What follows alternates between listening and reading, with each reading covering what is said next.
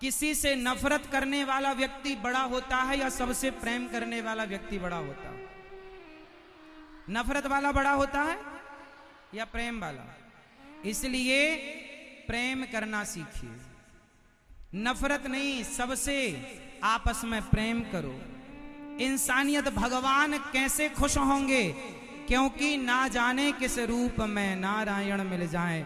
आप जिनसे नफरत करते हैं हो सकता उसी रूप में भगवान आ जाएं आपके द्वार पर। इसलिए सबसे प्रेम करो। मैं आपसे प्रेम करूंगा तो मैं श्रेष्ठ बनूंगा, मैं आपसे नफरत करने लग जाऊं तो मेरा नफरत करने से लाभ क्या है ये बताओ? मैं आपसे क्यों ईर्ष्या करूं, क्यों नफरत करूं? आपने मेरा बिगाड़ा क्या है? और कोई बिगाड़ा भी हो तो वो उसके संस्कार हैं, हम नफरत फिर भी ना करें, ये हमारे संस्कार होने चाहिए। तो यदि हमें प्रेम, यदि हिंदुस्तान को जोड़ना है तो जातियां तो व्यवस्था के लिए बनाई गई थी, पर जातवाद नहीं होना चाहिए। क्या नहीं होना चाहिए? जातवाद। आप अपने घर में काम वाली जो बाई आती है, आप उससे कैसी बात करती हो? उससे अच्छे से बात करना चाहिए कि डांट करके के गालियां देकर? कैसे? वो भी इंसान हैं तुम्हारी तरह और हमारी तरह। देखो, इंसान अमीर गरीब नहीं होता, हालात अमीर गरीब बना देते हैं। आज आप इस तरफ हैं, वो उस तरफ है, समय का ऐसा चक्र चल सकता है कि वो इस तरफ आ जाए और आप उस तरफ चले जाएं। इसलिए अमीरी किसी के बाप की बफौती नहीं होती, दिन सबके बदलते हैं।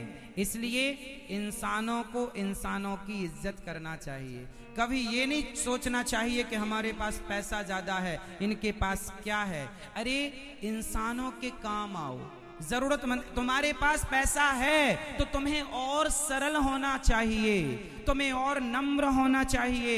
एटीट्यूड नहीं रखना चाहिए कि जी मेरे पास पैसा है। आम का सीजन चल रहा है, आम किस किस ने खाया है इस सीजन में? सबने आम खाए होंगे। आम से क्या सीखा आपने? खाते हो, गुठली फेंक देते हो, सीखते नहीं हो। आम का पेड़ जो होता है ना मेरी माँ, वो फलों से जब भरता है ना तो उसकी डालियां झुक जाती हैं। वो मैसेज दे रहा है कि भगवान तुम्हें जितना धन धान्य से भर दें तुम उतने सरल और सहज और झुकने वाले बन जाओ, नम्र हो जाओ। लेकिन आजकल उल्टा है, आदमी के पास जितना पैसा आ रहा वो उतना अभिमान में डूबता चला जा रहा है। हमारे भैया श्री राजेश जी देखिए ना, भगवान ने इन्हें सब कुछ दिया है, लेकिन इतने बड़े होकर भी इतने नम्र हैं, इतने सरल हैं, सहज हैं कि पूछो ही मत। ऐसी सरलता पैसे वालों में कम ही देखने को मिलती है। जिन पर भगवान की कृपा हो वो व्यक्ति धन पाकर भी अभिमान से बचता है, वरना अभिमान सबको अपने चंगुल में फंसा लेता है। और अभिमान आ गया रावण को। अरे मेरे पास सोने की लंका है, ये बनवासी राम के पास धरा ही क्या है, चलो उसकी पत्नी उठा लेते हैं। रावण ने अपने आप को पैसे वाला मानकर, राम को सामान्य व्यक्ति मानकर उनके साथ गलत व्यवहार किया। आप अमीर हैं, अच्छी बात, लेकिन अमीर हैं इसका मतलब ये नहीं कि गरीबों पर तुम जुल्म करोगे, अत्याचार करोगे। हाँ, लिख लेना, मैंने देखा है जिन अमीरों ने गरीबों पर अत्याचार किया, देखते देखते वो अमीर से ऐसे गरीब हुए कि उनके पास खाने को रोटियां ना रही। मैंने देखा है, मैंने समय बहुत देखा, मैंने जीवन में अनुभव बहुत पाया है। मैंने अच्छे अच्छे लोगों को देखा, धन्ना सेठों को देखा, पर जब पैसा था सीधे मुंह बात नहीं करते थे।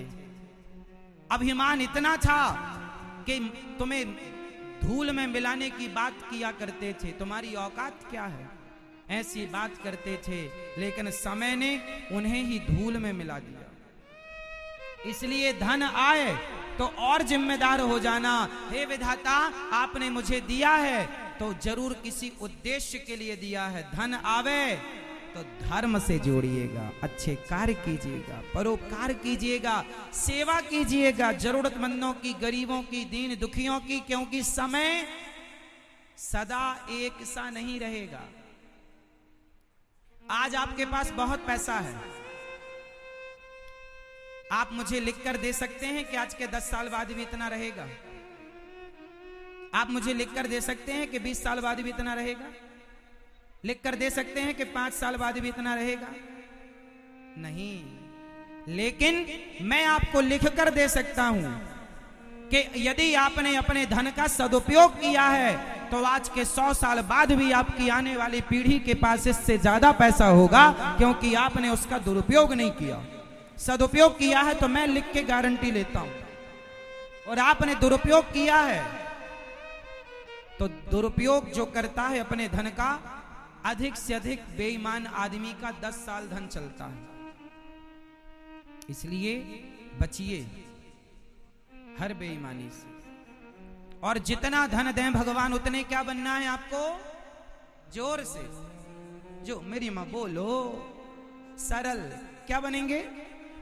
सबको गले, तुम्हारे घर में काम वाली बाई आती है, उसे भी प्यार से बोला करो, उसे भी अच्छे शब्दों का प्रयोग किया करो। अपमानजनक शब्द नहीं बोलना चाहिए। यहाँ ये झाड़ू क्यों नहीं की तूने? नहीं, उचित। कई बार तुम्हारे घर में छोटे छोटे बच्चे ना ये मानते ये तो काम वाली है, उसके लिए भी गलत शब्दों का प्रयोग। तुम बोलती नहीं हो ना, तुम्हारे बच्चे उससे छोटे हैं। धन दौलत अपनी जगह होगा, आप अपने बच्चों को इंसानियत सिखाइए कि इंसानों से बात कैसे की जाती है। पैसे की अकड़ में ना रहना साहब, पैसे की अकड़ में ना रहना। एक अच्छे इंसान बनो, एक अच्छे इंसान बनो। अच्छा एक बात बताओ, आज मैं आपको बिजनेस करने का भी तरीका बताता हूं। आप नौकरी करते हैं, मैं कहता हूं हमेशा नौकरी मत करना, नौकरी देने वाले बनना, लेने वाला नहीं। ये मैं हमेशा कहता हूं। एक चीज मैं आपको समझाऊंगा आज, वो ये है कि अच्छे व्यापारी के क्या लक्षण होते हैं। बताओ,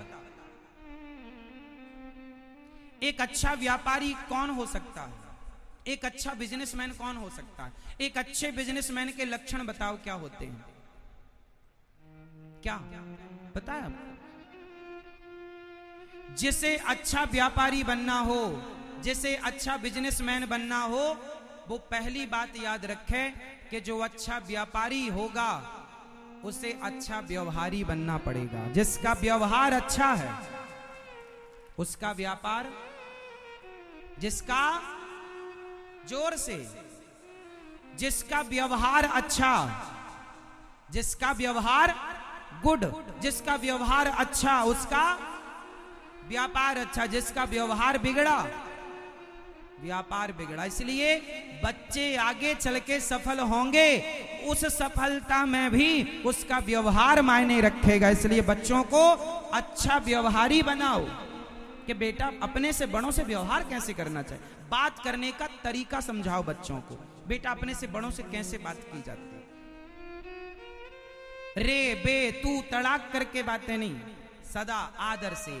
आपसे छोटा भी क्यों ना हो लेकिन आप उसका भी आदर कीजिए। आदर करने से, सम्मान देने से सम्मान प्राप्त होता है। यदि आपने